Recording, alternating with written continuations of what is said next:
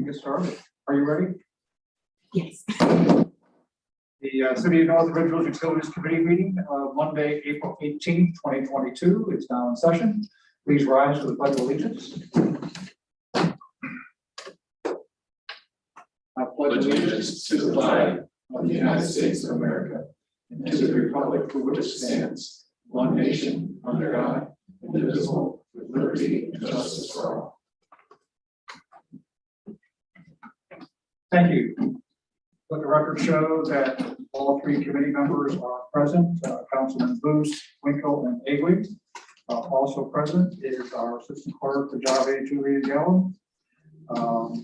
Councilman Jacobs, Swank, Abrams, Mayor Corcoran, and Engineer Leonard.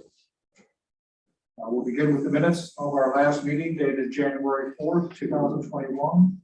Are there any corrections or changes? Hearing none, the meetings are approved as presented. Under review this evening is T64-2022, an ordinance supplementing North Ridgeville Codified Ordinance 1046-1.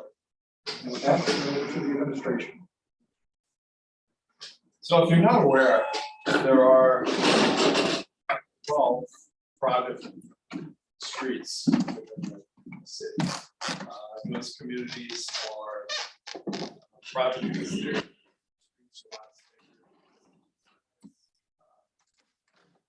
a result of that, they give special dispensation under the ordinances that we have to go in that way, but it also makes their water systems private. And that is something that we have struggled with over the years.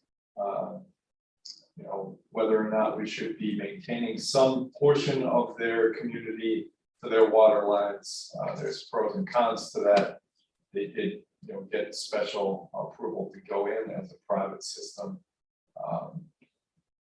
You know, and mainly that was with the developer at the very beginning. They were able to get more lots put in, you know, when they went private. Those people, though, are still paying the same water rate that everybody else is. So the counter argument for us to do something is that, you know, they're paying the same as everybody else. And so, you know, should we be doing more? That's the quick summary. Hope that was clear enough for you. But we've proposed this ordinance that says that we will take care of any line that is 6 inches or larger. And that is, it's our compromise to go into these systems that are, you know, private and take over some of the maintenance that's required for these lines. You know, some of these now are extremely old. You know, the Mills Creek section was put in the 70s, and it's time to address some of those water line issues that are in that neighborhood. We, as a matter of fact, had a water break on Scotch Pine, which is one of those streets in that private system, that we did wind up going in and fixing that break on Saturday. Technically, we should not have done that since it's a private system. But we've been taking care of mains, and we're trying to codify that now to show that that's the responsibility that we're going to take. I can give you a lot more detail on this, but that's it in a nutshell. You know, there's a little bit of difference, in particular with those Mills Creek condos. There are more nuances than in some of the other areas. But we've had discussions over the years about hydrant flushing, which technically is their responsibility. You know, there was a water break a couple of weeks ago on Brookstone, and that is one that the HOA took care of on their own because it's a private system. So you can see that there's been different ways that we've been handling some of these over the years, and we're looking to create some kind of consistency with this. That's where the ordinance comes from. Are these lines considered, as in other parts of the city, the main line versus line to a particular residence? Yes, these are the actual main lines, not the service laterals. Correct. So basically, anything that's 6 inches or larger is going to be a main line. All right, with that, I'll open up to questions from anyone on the committee. I have a question. So for instance, the Scotch Pine break, what size line was that? That was a 6-inch line. That would have been under this new ordinance covered. Correct.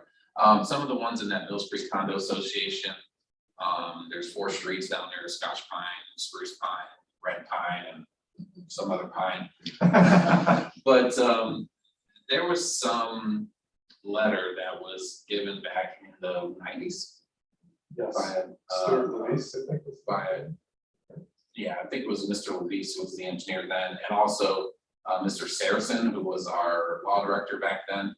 He basically wrote a letter to one of the associations. I don't know which one. There's 4 different ones down there, off the top of my head. But giving them, saying that the city would be responsible for these lines. But you know, it's been different in every case, and we kind of want to just set policy going forward. We're going to do this, and this is what we're doing, and this is going to be our standard practice going forward. Other communities have done all their private development like this with an easement. We're going to take care of the water, and this is what we decided to do, because the water really affects everybody. Because if something goes wrong there, if something gets in the line, it can spread throughout your system rapidly and cause more harm than good. So we want to make sure that we have a good handle and a good policy on where we're going with our water system overall. So despite not having an easement, we will be able to fix these private streets then. Well, part of this ordinance is to be able to establish an easement over the water main and be able to go in and just fix the main itself. I mean, I think off the top of my head, I would say that, you know, having private people take care of water lines that could affect the entire, because those are very small HOAs that could, you know, affect several adjacent streets that are next to that are not. Do we agree with that? Yes, that was exactly the statement I was trying to make there is, Yeah. if they hire some contractor who's just not the best and not careful in his work, if some kind of contamination gets into that water system, it could spread, you know, very rapidly through the system, and in that immediate vicinity, we would probably see some issues in that area. So we definitely want to keep a good purview on what's going on in our water system, and this helps us do that in the private section. Makes sense. It's a health issue along with a financial issue of where the responsibility lies. Thank you, Mr. Chairman. You're welcome. So this is the same, same that we do for the private residents, is that right? Same for our regular residents, Yes, our regular right of ways. Basically, yes. In our regular right of way, we do maintain obviously all the water mains, so yes. In here, we talk about that the city can remove impediments. And I would guess that would be at our expense if we do, Correct, and we do not need to replace anything. correct. If we broke up a sidewalk that's next to it down the street, we would not replace that? No. You know, we're already going, kind of stepping out of our typical bounds, you know, that we do. Most of our water lines in public right of way are under grass. We try to keep them out of the street or out of the sidewalk or anything like that, so we don't have to make those repairs. Typically, sometimes you'll see one that gets out to the pavement if the excavation loses its structure. But for the most part, we try to keep those in the tree line, and so we don't have that extra cost while we're doing our repairs. We wouldn't want those here on the private side either, and and I think if we pass this way, we want to continue down that route. We want to, obviously, we're looking out for the city's best interests as well, in a financial state. So adding on those additional costs would be a burden.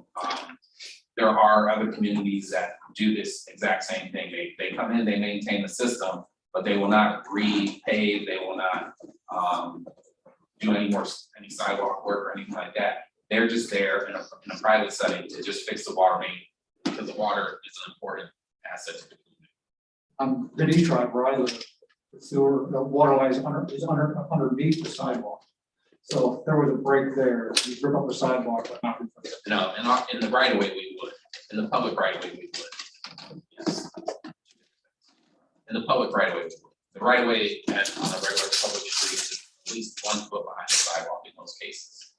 They do vary in different areas, but in most cases, it's 1 foot behind the sidewalk, so that falls underneath the purview. And in these 6-inch water lines in the private area, that's not the case, the sidewalk? They could be underneath the main, like, for instance, Scotch pine or spruce pine or whichever pine. They have garage doors on either side of their entry drive, and it could be underneath there. It could be a little bit off the edge of that. In most cases, it's right along the edge of the pavement right now. So, but we're not replacing any pavement at this point. We're fixing roads and stoning them to the top. Any other questions of the committee? Any questions from anyone on council? Yeah, So if you're not replacing sidewalks, curbs, whatever, would that be the responsibility of the HOA? Yes, that would be the responsibility of the HOA. So I realize this ordinance pertains or addresses lines 6 inches or greater on private streets. In other areas of the city, does the city currently do anything with lines less than 6 inches? The only ones that we would, yes, we do. We do have, in our cul-de-sacs, we specify a 4-inch line that basically goes around to make a loop in our cul-de-sac areas, which it's in the public right away. We will maintain those. There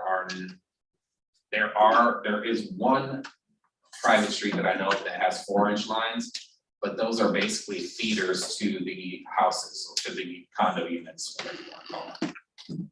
So we had to pick something, and 6 inches is a more standard size for a city. Typically, you'll see in most cities that they don't really have any lines under 6 inches. We allow it just in the cul-de-sac to feed a cul-de-sac and to create a loop around the cul-de-sac, because it's only those 3 or 4 or 5 homes that are fed off of that 4-inch. So in the public right away, yes, but in this case, we're drawing our line at 6 for any private work. yes. Do all the laterals within these private areas have their own shut-offs? They do. Any other questions? I see no one else in the audience, so we won't ask the audience. Is there anything more that the administration would like to add? No, that's it.